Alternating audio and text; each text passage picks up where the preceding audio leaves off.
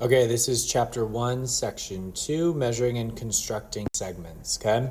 So a coordinate is a number that corresponds to a point, okay? So if we're using a number line, whenever we have a point, we can correspond that to a whole number. Sometimes it may even be a decimal, okay? So for example, if we have A, B, C, and D plotted, A corresponds to the number -2, D corresponds to the number 2. So if we were to find the distance between A and D, you would use the following formula. You would take the length of AD is equal to the absolute value of A minus D. So the point corresponding to A minus the point corresponding to D.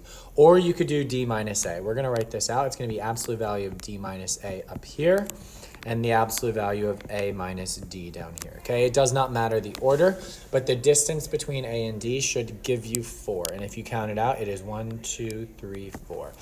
Let's try our own. Let's see if we're finding the distance between B and D. The distance between B and D, we would take the absolute value. B's value is -1 as shown from the figure, so we would do -1 minus the D value, which is 2, okay? So -1 minus 2. This will give me the absolute value of -3, and the absolute value of -3 is +3. So the length of BD is 3. Now, keep in mind that BD is always referring to length, while if I were to write BD with a line segment symbol on top, this is talking about the actual segment, okay? But when you write BD without the line segment symbol, it's talking about its length. It's going to be a number, okay? This is referring to the segment as a whole. Okay, so our first postulate, a postulate is a statement accepted without proof. So it's kind of like something that we already know, but we're putting it into like a rule, okay? The first postulate is called the ruler postulate. And this postulate says that the points on a line can be matched 1-to-1 with the real numbers. Once a coordinate system has been chosen in this way, the distance between any 2 points equals the absolute value of the distance of the difference of their coordinates, okay? So let's go ahead and take this and put it into practice. For the ruler postulate, let's say we have the points S and the point T, and we want to find out what's the distance between those 2 points. We're going to figure out, okay, so we're finding the distance between S and T, so we're going to write ST without the segment symbol on top because we're finding the distance. S is located at 2, and T is located, let's approximate it, let's say it's 5.5, okay? So it's going to be 2 minus 5.5. This is going to be the absolute value of -3.5. Remember, we always take the absolute value because distance should never be negative. It's going to be +3.5. 3.5 goes right here. Okay, moving on.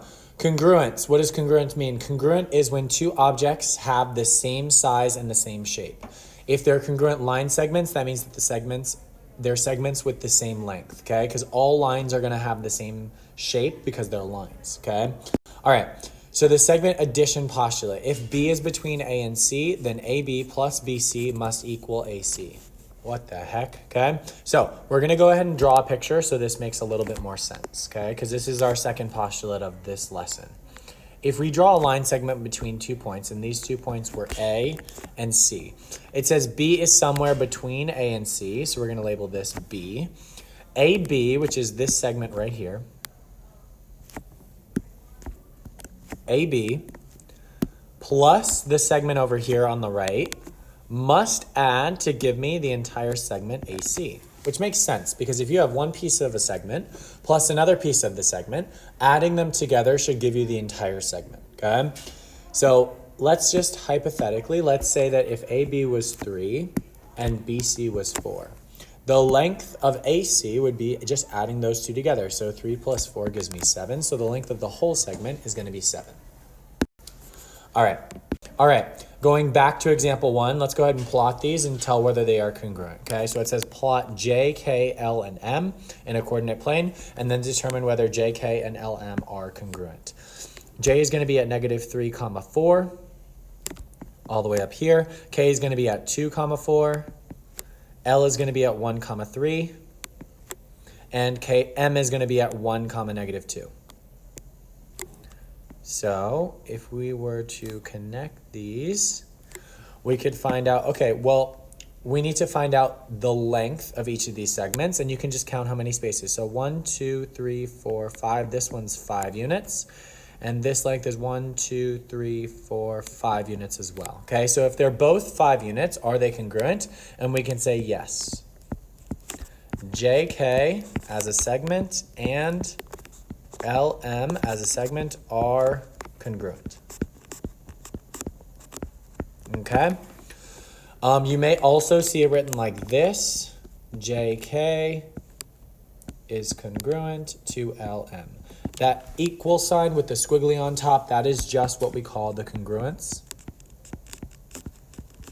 symbol. Okay? All right. Fill in the blank with either sometimes, always, or never. The length of a segment is never negative. Okay? Distance will never be negative.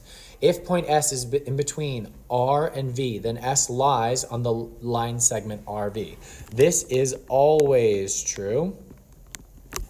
And a coordinate can blank be paired with a point on a number line. This is always true. Let's practice that really quickly, okay? So we're going to jump down to example 2 continued. We're going to use the segment addition postulate here, okay? So it's asking us for DF. DF is this entire segment, okay? We know it's a segment because there's no line bar above it, okay? So it's asking for the distance between D and F as a segment. So DF is the same as adding DE with EF, because these two segments add together to give me DF. So if we're finding DF, we know that DE is 23. The distance between D and E is 23. And the distance between E and F is 35. So adding those two together, we're going to get that DF is equal to 58. That's our answer. Okay? Moving on, the next one, we're going to use the same segment addition postulate, but instead we're finding what GH is. GH is now a piece of the larger segment, okay? So let's write out first our segment addition postulate, which says that the length of the whole segment, which is FH, is equal to the two pieces. So our first piece is FG, and our second piece is GH, okay? So we've set it up. All we need to do is then say, okay, well, FH is 36. FG is 21, and then GH, we don't know. We're trying to find it. In order to solve this, remember your algebra skills. We've got 21 plus GH. To isolate GH, you should subtract 21 from both sides. You would get 15 equals GH. That's your answer, okay? Most of you can look at this and be like, oh, we know that we have to subtract 21 from 36. If that's fine, just make sure that you are understanding that it is this segment addition postulate, okay? That definition needs to get memorized. All right, and our last example, J is between I and K. If IJ equals 2x, JK equals 4x minus 6, and IK equals 30, find the value of x. Then find IJ, and then find JK. Well, if we've got I over here, and we've got K over here, if we're looking, if J is somewhere between, J must lie on the segment, okay? So what we're going to do is we're going to say, okay, well, IJ was equal to 2x. So we know that this is 2x.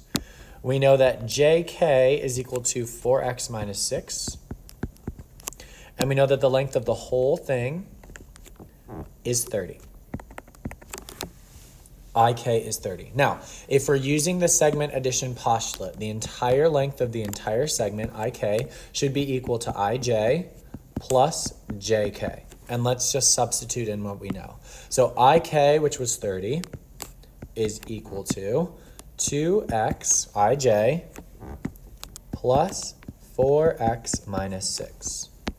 Now we have an equation we can solve. Combine like terms. Our like terms here are 2x and 4x. Adding those together, you get 6x minus 6 equals 30. You would add 6 to both sides. You would get 36 equals 6x and divide by 6 from both sides. From here, you're going to get not 30. You're going to get 6 equals x.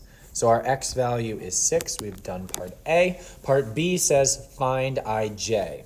Ij is this portion right here. We know that it's equal to 2 times x. So if it's equal to 2x, we know that x is 6. We plug in 6. We're going to get 2 times 6, which gives me 12. So you know that the length of ij is 12. If the whole thing is 30, the length of ij is 12. How do you find the length of jk? You could just do 30 minus 12, which will give you 18. You could also plug in x equals 6 again. If you plug in x equals 6 to 4x minus 6, you're going to get 24 minus 6, which also gives you 18. So we know that that is correct. All right, those are all the notes. Go ahead and turn these in.